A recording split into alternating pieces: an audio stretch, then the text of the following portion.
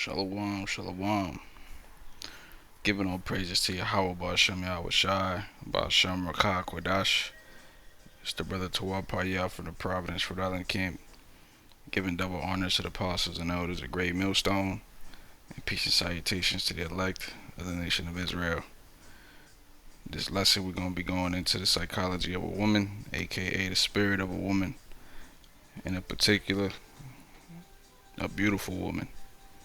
And this doesn't just pertain to the woman of Zion, but it pertains to the beautiful women of the world,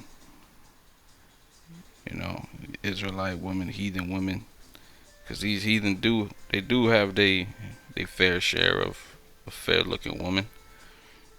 However, in this lesson, through the spirit and power of Yahweh Hashem El Shai, using these scriptures, I pray I can give comfort to those that may be struggling when they are dealing with fighting their urges when they see a beautiful woman. It's as representatives of Yahweh Ba'Shem Yahushua, it's definitely important to have rule over your spirit. Scriptures go into how a spirit that is not ruled is worse than a city without walls, roughly paraphrasing. And we are approaching the Passover, and this is the time we must set our house in order, aka get our minds right, or get our psyche right. Okay, got the definition of the word psychology here. It means the definition of it is the scientific study of the human mind and its functions, especially those affecting behavior in a given context. So really, this is the study of a spirit. Let me see if I could define psych. The definition of the word psych: an analyst, something in psychological terms, short for psychiatrist or psychologist.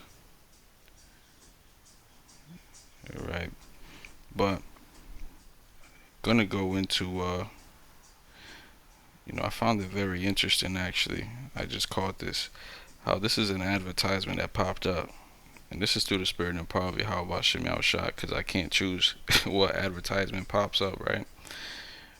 But it just so happened that I'm going into woman in this lesson, and the woman is here on this advertisement, and you can see she's fairly good looking woman. Got the lashes done, got the lips done, the makeup, the eyebrows all filled in.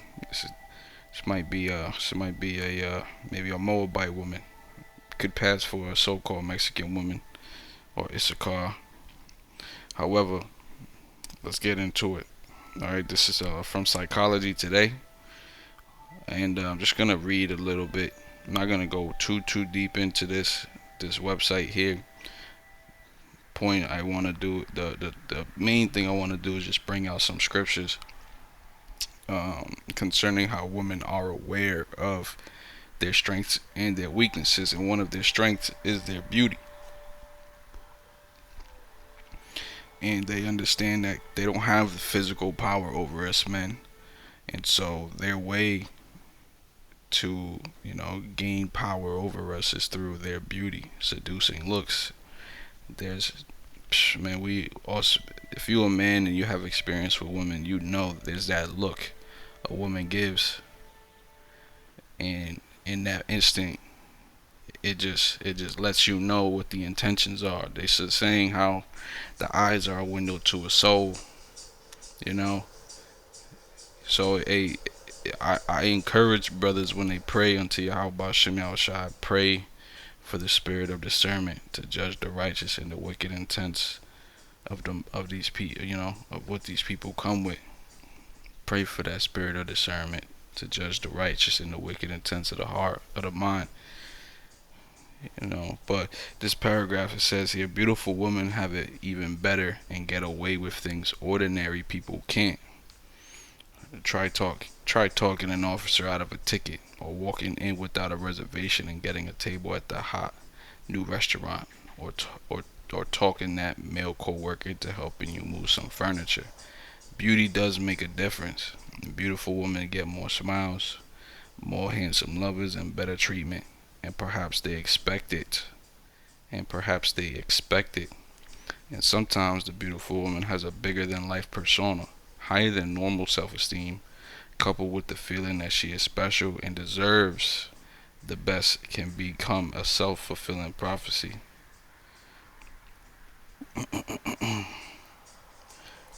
Just jumping down a little bit.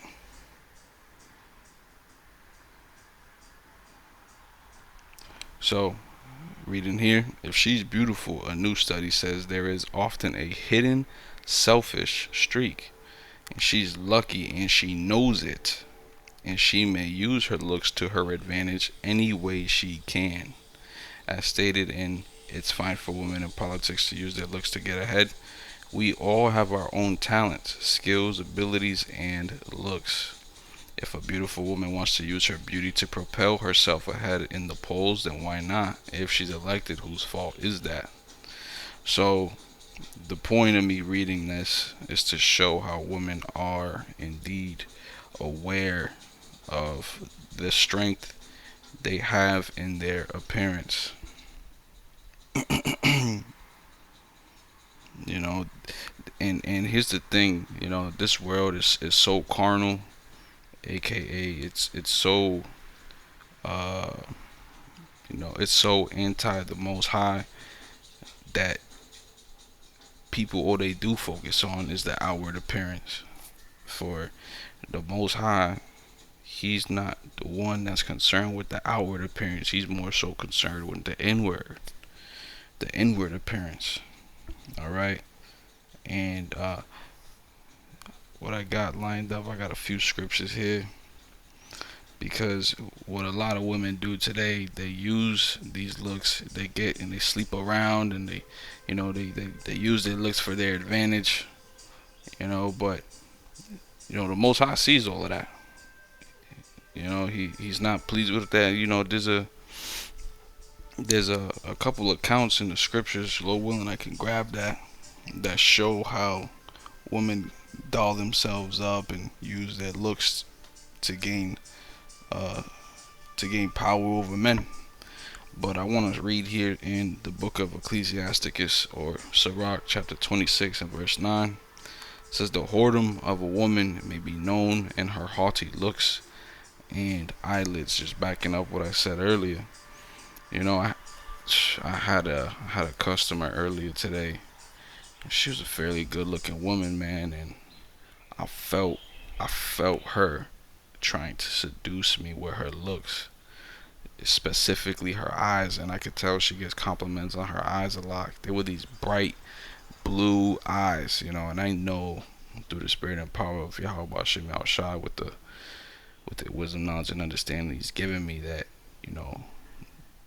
blonde hair and blue eyes is a defect. It's a deficiency in melanin, and being in America for so long and being conditioned, you know, uh, uh, being conditioned to live my life as a heathen for so long, it's not easy to put off certain things, and one of those things is the attraction towards these melanin deficient people, but the look this woman was giving me, and I felt like this hot flash within my body every time I looked into her eyes for more than 3 to 5 seconds. I just had to continue to look away, because I didn't want to fall for the trap. I didn't want to get lured in. And which is ultimately the inspiration of this lesson, man. Just trying to meditate on the scriptures to get through these days, as the days of our salvation get closer. As the day of our salvation get closer and closer, the battle is gonna get harder and harder. And Satan works through these women. Satan works through these women trying to get you. And just going back to this encounter that I had, I had to look away, man, and talk to her while I'm looking down. I do a customer service based job, so I have to do particular things with people individually for from at least 5 to 10 minutes long. each period. And so, you know, well, I was thankful to Yahweh Shemel Shah that He delivered me in that instant, and was protecting me, keeping me from falling victim to the traps. Because, hey man, those eyes. If you attracted to blue eyes, green eyes, brown eyes, whatever, man, those eyes will get you. And that's a woman. And a woman that knows this, is a very dangerous woman, right? The whoredom of a woman may be known to her haughty looks and eyelids. You know, every woman nowadays, they got no shame to give that that haughty look. This is Sirach, or Ecclesiasticus chapter 9, verse 8. Turn away thine eye from a beautiful woman, and look not upon another's beauty. For many have been deceived by the beauty of a woman. For herewith love is kindled as a fire. And we had this example with the man Alizé, Pegasaurus from the Sakari. All of that shit happened because of a woman. All of that shit that had happened was because of a woman. In fact, I want to grab one more scripture here that I didn't actually have. This is actually written in the book of First Ezra,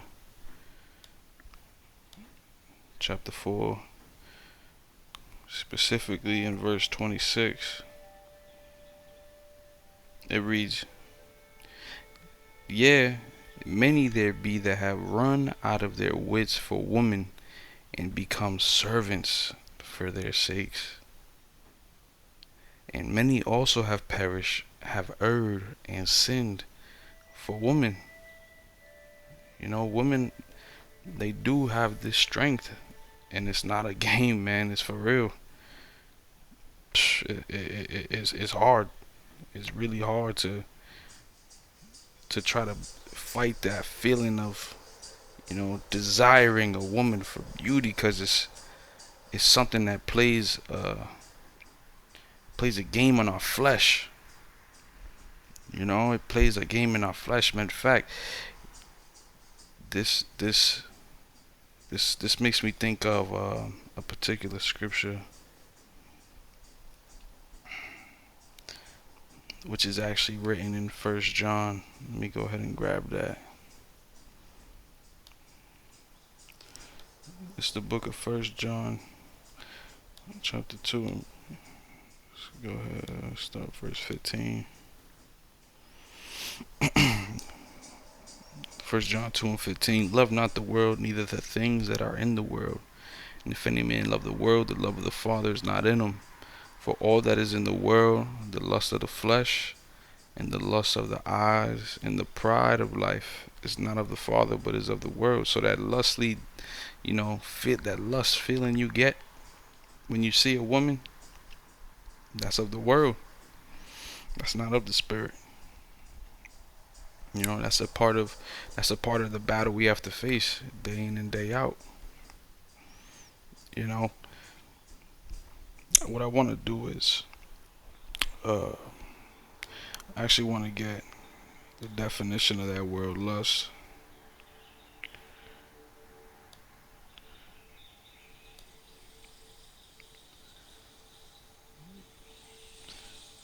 Alright, let's grab the definition of this word lust.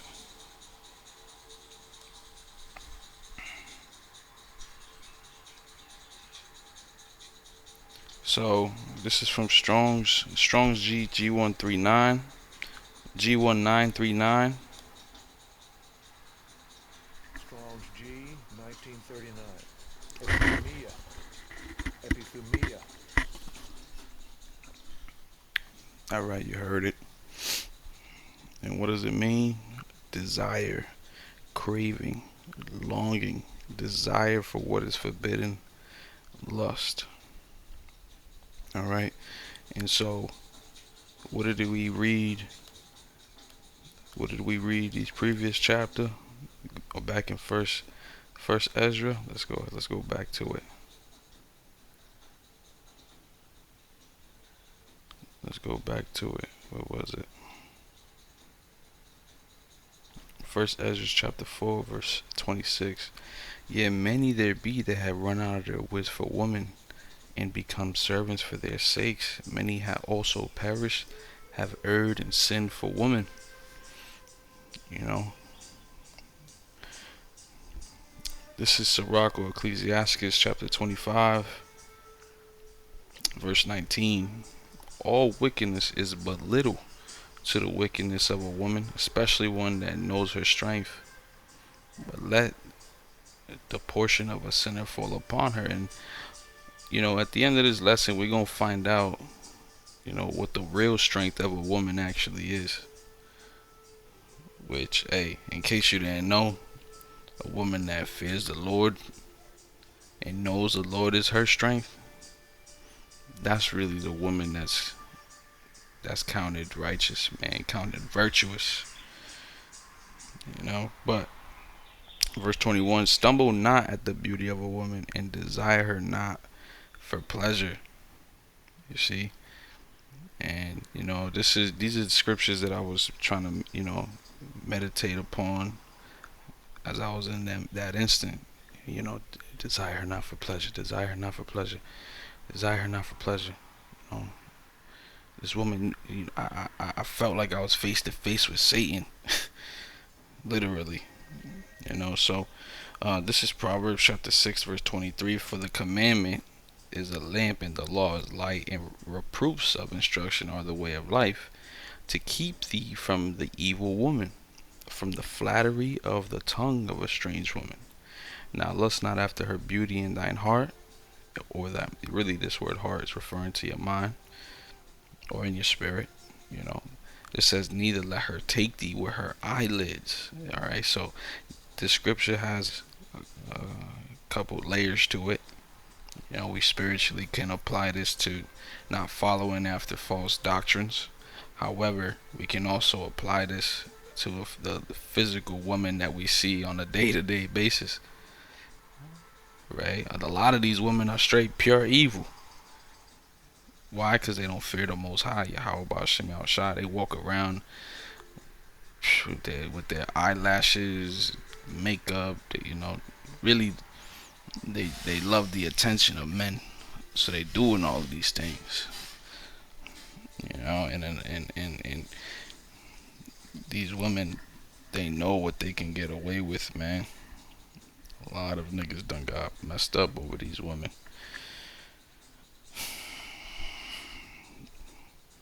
But this is all counsel. This is instruction on how we ought to deal. So, gonna start going into some account and how women has been able to use their looks to their advantage. Starting here in the book of Songs of Solomon. Song of Solomon chapter 4.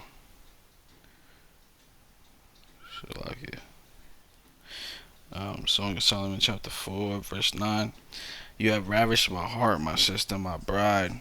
You have ravished my heart with the glance of your eyes, with one jewel of your necklace. Now, how sweet is your love, my sister, my bride. How much better is your love than wine, and the fragrance of your oils than any spice. The woman be having that them ointments, them fragrances. But this is really Solomon's love expression to the Most High. But continuing on, it says, your lips distill nectar, my bride. Honey and milk are under your tongue, and the scent of your garments is like the scent of Lebanon. Hey man, this is the power of the woman. I'm just showing how the looks of a woman can get a man. The smell of a woman can get a man. All right. Now from here, just getting down to the wire. Let's go to the book of Judith.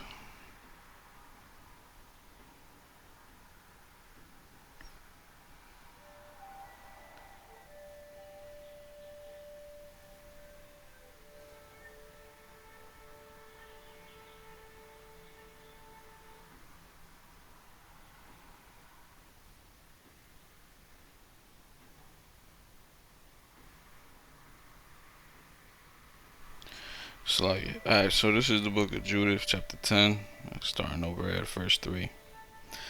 It reads, "And put off the sackcloth which she had, and put off the garments of her widowhood, and washed her body all over with water, and anointed herself with precious ointment, and braided the hair of her head, and put on attire upon it, and put on her garments of gladness, wherewith she was clad during the life of Manasseh her husband.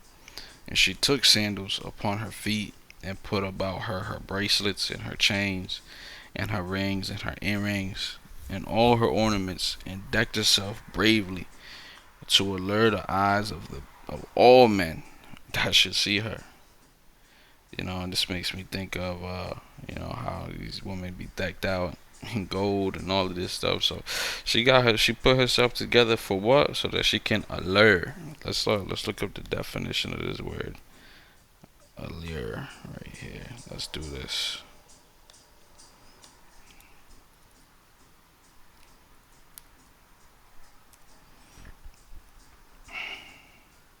Look at this.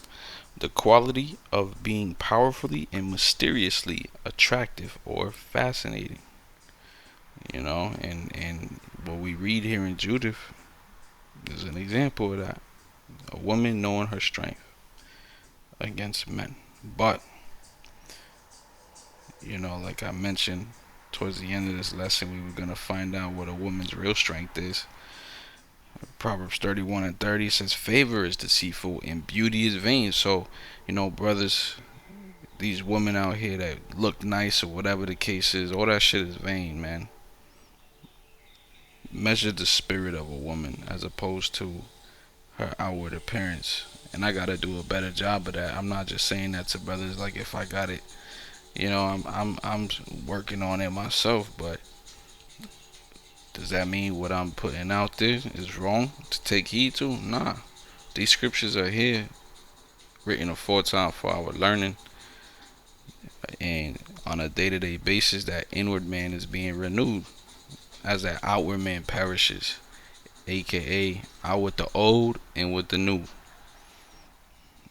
Alright, it's a mental thing we playing. It's a spiritual thing. At the end of the day, it's all spiritual.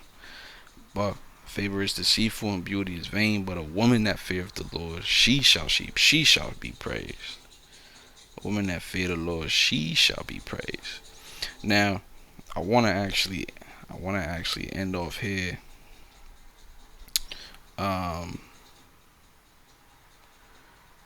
I believe it's written in the book of Isaiah. Yup. Let's go ahead. Let's go ahead, cause we in the time where great judgment is getting ready to touch the earth, and we have to go here in Isaiah the 32nd chapter.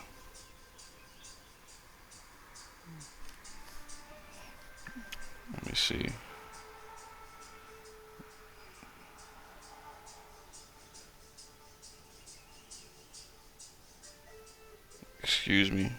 Excuse me.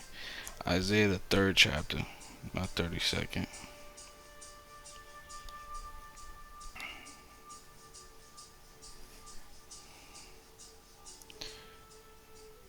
Alright. Isaiah chapter 3 verse 16, and this is gonna wound up being the estate of women in general, because what we're approaching is a time of societal collapse. Right now, all these women think they got it. They're walking around with their feminism attitude. Alright. They're using their beauty as their strength. In that time of Jacob's trouble, there's not gonna be any room for these women to use their beauty as their strength, because there ain't gonna be nothing for them to prep their faces with. Ain't gonna be no eyelashes for them to put on. That shit gonna be falling off their face because they gonna be getting ravished. And I'm talking about they gonna be getting raped. They gonna be crying out for help. Nobody there to help them. They gonna wish they were ugly. But even the ugly hoes, they gonna get it bad too. Because all these women, the majority of these women are super prideful. They don't want to take correction. They have all this liberty, so they don't want to be checked. This is Isaiah 3 and 16. Moreover, the Lord said, because the daughters of Zion are haughty and walk with stretched forward necks and wanton eyes, walking and mincing as they go, and making a tinkling with their feet, therefore the Lord will smite them with a scab, the crown of the head of the daughters of Zion, and the Lord will discover their secret parts. And they already got a scab on their head, aka the Lord caused their hair to stop growing. You know, the black woman, her hair can't even grow that long. So she's doing all this extra shit with her hair, getting these weaves and lace fronts and all that bullshit. But it's gonna get bad for them. Real bad. Verse 18, in that day the Lord will take away the bravery of their tinkling ornaments about their feet, and their calls and their round tines like the moon, the chains and the bracelets and the mufflers, the bonnets and the ornaments of the legs and the headbands and the tables and the tablets and the earrings and the rings and the nose jewels, the changeable suits of apparel and the mantles and the wimples and the crisping pins, the glasses and the fine linen and the hoods and the veils.